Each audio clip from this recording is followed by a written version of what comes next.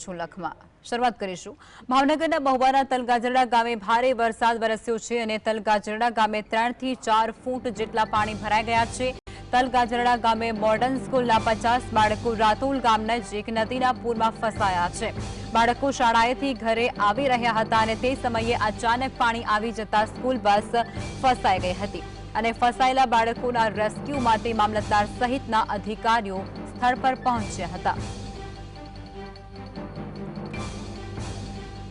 ભાવનગરના મહુવાના તલગાજરડાના ખાનગી શાળાના 50 કરતા પણ વધુ વિદ્યાર્થીઓ પાણીમાં ફસાયા હોવાના માહિતી, જેમાં બોકડાની અંદર પાણી આવી જતાની સાથે જ જ્યાં સ્કૂલ બસને બાજુની વાડીના મકાનમાં લઈ જવાની ફરજ પડી અને ત્યાં વાડીની અંદર પણ ચોમેર તરફ પાણી ફરી વળતા સ્થિતિ વણસી હતી। બાળકોને બચાવવા માટે તંત્ર પણ હવે ખડેપગે જોવા મળી રહ્યું છે। એનડીઆરએફની team, Talaja Mahuva fire team અને વહીવટી તંત્ર સાથે જ સ્થાનિક તરવૈયાઓ દ્વારા રેસ્ક્યુની કામગીરી હાથ ધરાય છે, પરંતુ પાણીના ઘોડાપૂર સામે સહુ કોઈ લાચાર જોવા મળ્યા।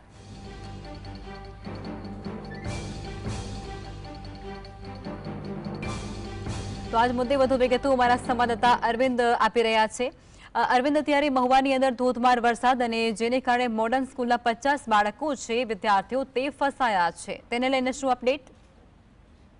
ચોક્કસ જે પ્રમાણે મહુવા પંથકમાં આજે જે ધોધમાર વરસાદ પડ્યો હશે, આમ તો ગઈકાલથી જ અવિરત વરસાદ પડી રહ્યો છે, જેના કારણે ત્યાંની જે સ્થાનિક નદીઓ છે તેમાં ઘોડાપૂર આવ્યા છે।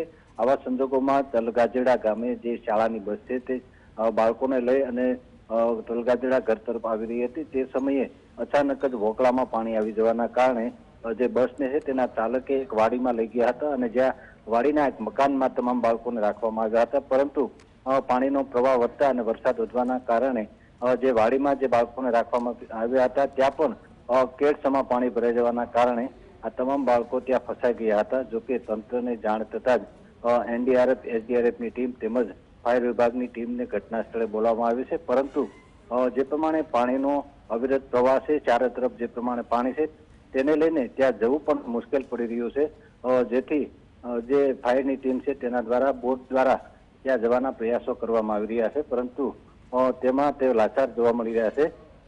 જોકે જે પ્રમાણે માહિતી મળી રહી છે તે પ્રમાણે તંત્ર દ્વારા હેલિકોપ્ટરની પણ મદદ લેવામાં આવશે તેવું હાલ જાણવા મળી રહ્યું છે।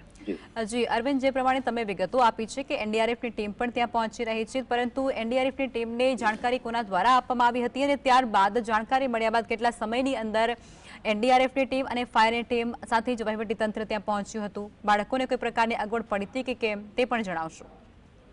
ચોક્કસ જે પ્રમાણે જ્યાંના જે સ્થાનિક લોકો છે તેના દ્વારા સમગ્ર જે બાબત છે તે અંગે તંત્રને જાણ કરવામાં આવી હતી, જેને લઈને મહુવાના મામલતદાર તેમજ એસડીએમ તેઓ તે ઘટના સ્થળે પહોંચ્યા હતા, પરંતુ તે પણ ત્યાં પહોંચી શક્યા ન હતા। પરંતુ સ્થાનિક લોકો અને ત્યાંના જે લોકો છે તેમના સંકલનથી સમગ્ર વિગતો મેળવી અને આ અંગે ડિઝાસ્ટર મેનેજમેન્ટ અને કલેક્ટરને જાણ કરવામાં આવી હતી, જેને લઈને ડિઝાસ્ટરના જે અધિકારીઓ છે તેઓ પણ ત્યાં સ્થળ પર જવા માટે રવાના થયા છે અને સમગ્ર બાબતે જે જરૂર જણાય હોય જેને લઈ એનડીઆરએફ અને એસડીઆરએફની ટીમની પણ હાલ મદદ લેવામાં આવી છે।